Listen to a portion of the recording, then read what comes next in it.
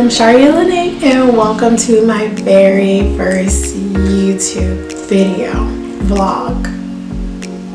I'll get it eventually.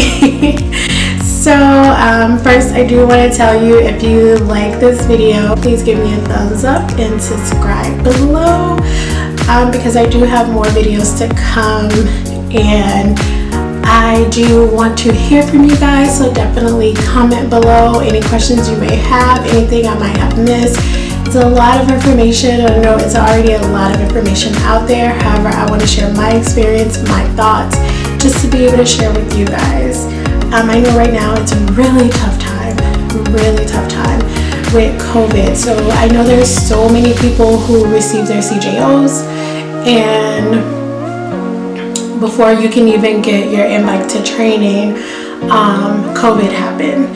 So I do want to say, like, trust and believe. I'm a firm believer that everything happens for a reason. If there's anything that I can be optimistic about, definitely, like, I'm gonna do it, you know, and just know that the hiring will start back one day. I just wanted to put this out there and just remind people that your day is coming. Trust and believe, and we will all make it through this.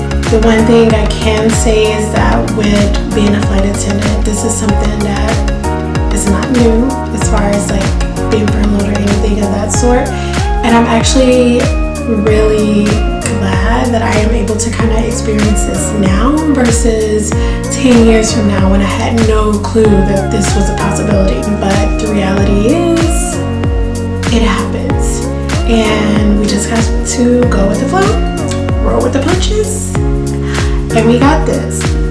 So I want to go ahead and jump into flight attendant training. What to expect emotionally. Emotionally, you are gonna go through so many ups and downs, and it's not even by choice, you know. You are gonna go through moments of happy, sad, and laughter, tears, like real tears, which made it so much more worth it at the end, like once we made it. And it's a very challenging time, but you have these group of people that you don't know on day one, and by day whatever, after your 6.5, 7 weeks of training, they're your family. So you're with these people day in and day out, and you realize that, you know, I wouldn't have made it without you guys. So I want to go ahead and jump into flight attendant training. Once you start training, the very first day, it's just, you actually don't even go like to the training center or anything. You just meet at the hotel. The hotel give you the rundown, the information, the things to expect, and that's about it. Day 2 was the best. They reel you in with the most welcoming intro, and immediately you start to feel like, yes, I belong here. I chose the right field and career, and you just get so excited. And then you got to sit in this classroom all day. Yeah, so that was it was a long process. You don't really get any information in reference to like what you're going to be learning. That starts on day 3, and then around day 3, that's when you get started standard operation procedures, and then you go from there. And a few days next, you take a test, and then you have to take more tests and more tests and more tests and more tests. Yes, you are going to class 6 days a week with 1 day off. If you've ever taken an accelerated course in college, just kind of look at this as the same thing. You know, you have people that are there to help you, so you do have resources. Utilize them. Yes. The tests are really, I'm not going to say they're hard, because as long as you can focus in class, which is probably a harder task than the test, because it's so much information, and you're going to class about 8-9 hours a day. Like, the classes are literally like a 9 to 5 job. you are there, you have lunch, then you continue on. So like staying awake and taking in all the information is actually more challenging than the test itself.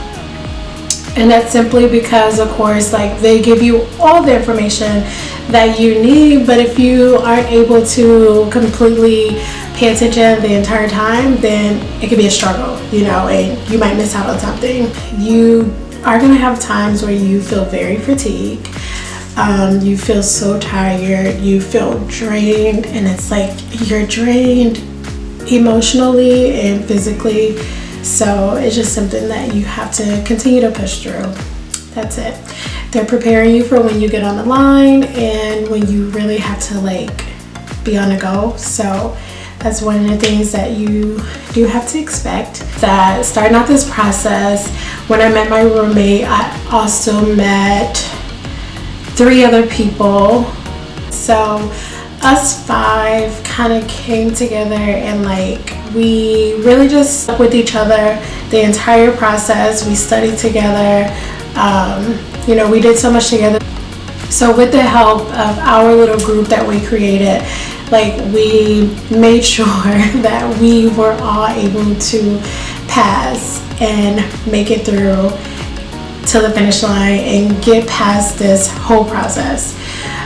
So I can say that's one thing like I'm really grateful for, that we actually had that opportunity. It just worked out, like all of our rooms were together, which was another reason where it just worked out, you know. And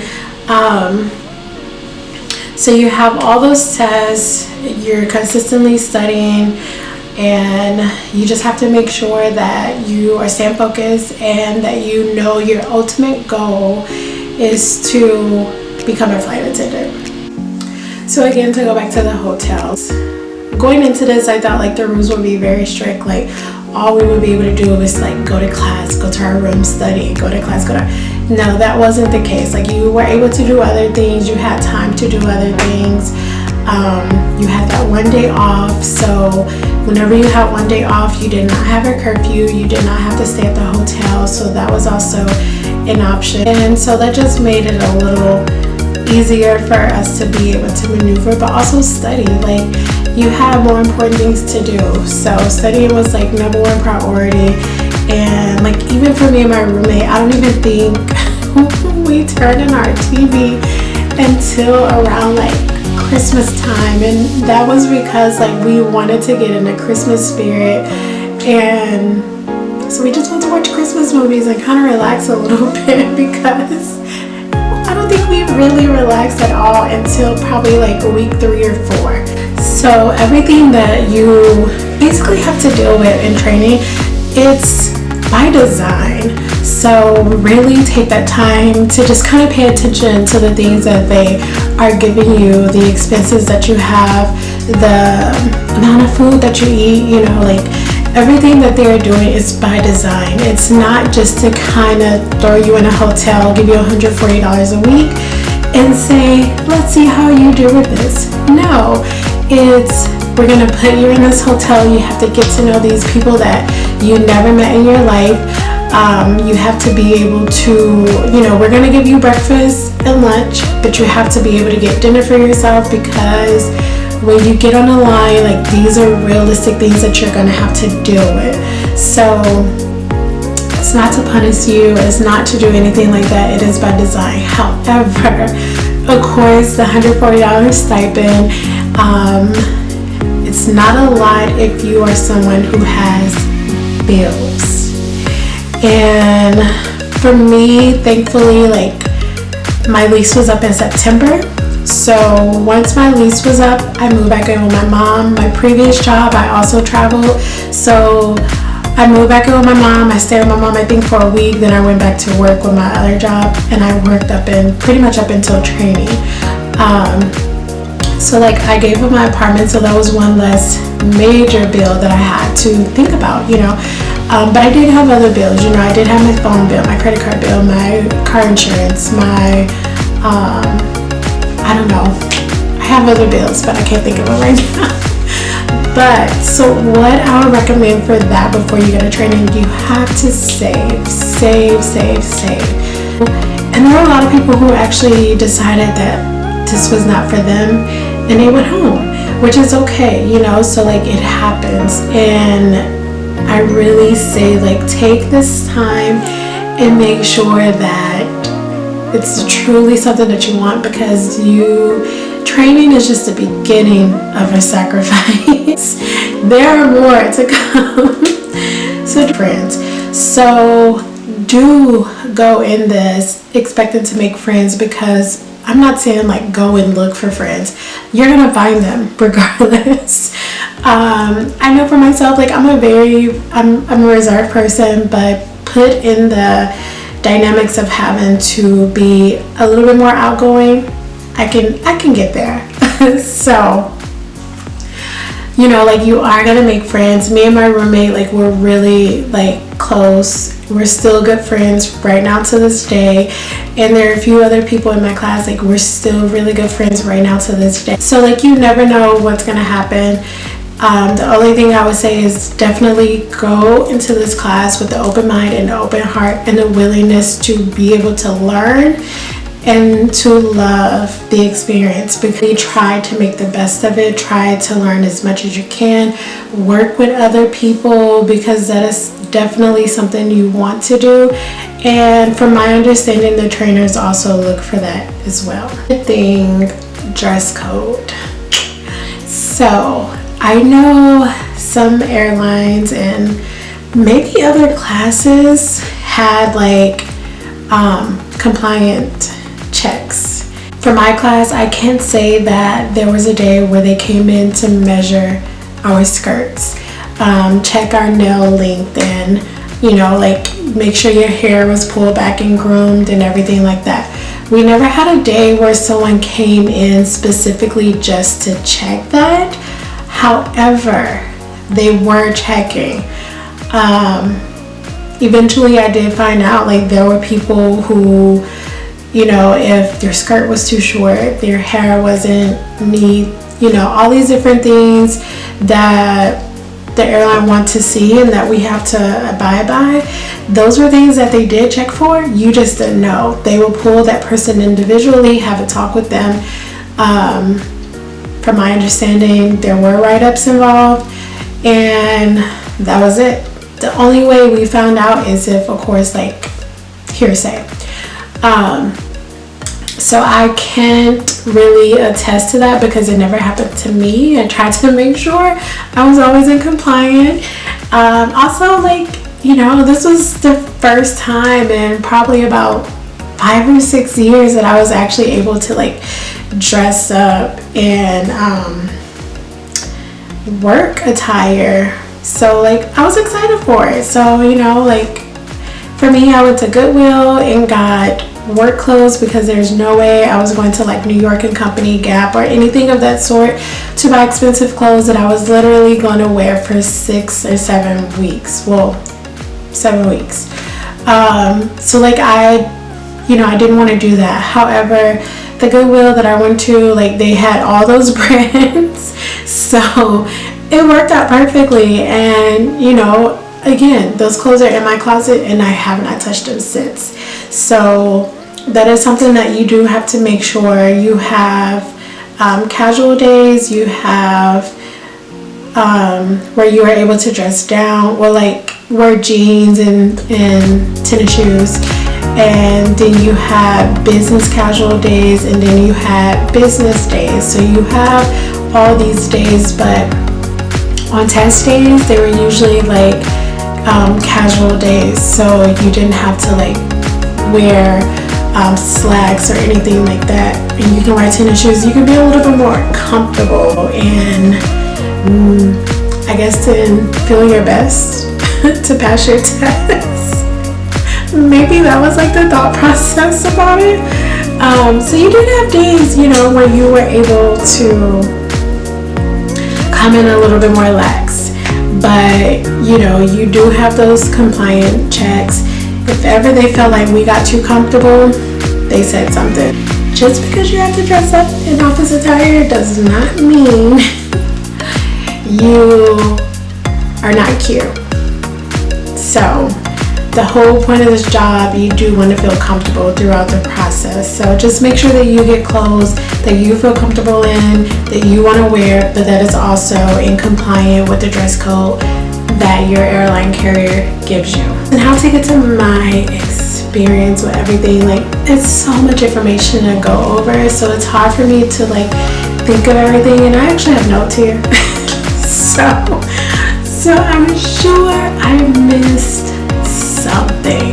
Definitely enjoy this experience. One thing I told myself going into this is that I am not gonna go out.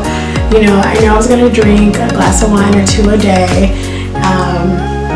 because that's my stress reliever, along with laughter. There were times where we were like just really proud or just tired of the food that they served us, so we would go out for celebratory drinks and food and just be able to like wear something different and relax and just enjoy life. The very first week, everyone was so stressed because it's a lot of information that you have to get. So everyone was so stressed, and I think about a lot of us. I think about 50 of us, and again, this was a class of 95 people. So at least half of our class went out the first week, and we had so much fun. And we went out a few more times after that, and then for me, I ended up getting sick in training. I was really sick for about 2 weeks. The first week, like I was getting headaches, I was congested, I was coughing, and never, like I was tired, but I didn't get a fever. It wasn't anything bad to the point to where like I was bedridden. I'm so glad when I got over it, but I made it through that. But overall, like my experience was great. I really loved it, and I enjoyed every moment of it. So I do want to say, like, if you love this video, please go ahead and subscribe and give me a thumbs up, and keep watching as I show you the remaining of my training session.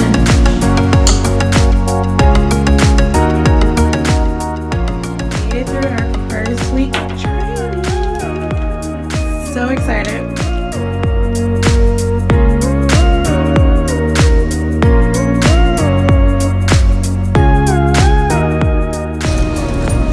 About the laundromat. Oh, it's way better than the last murderous one. It's a horror film. The last one was definitely my like stereotypical idea of a laundromat. Parents, laundry and study.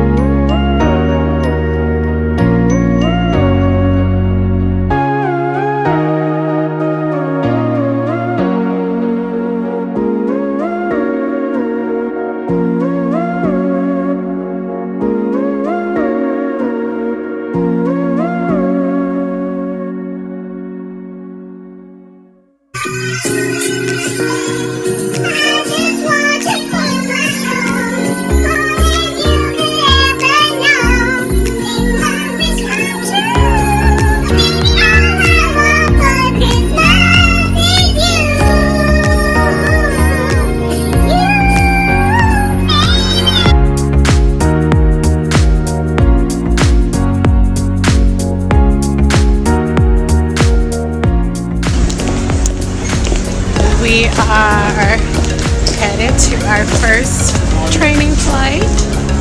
We're excited and nervous, and we don't know what to expect. So Send help. send help.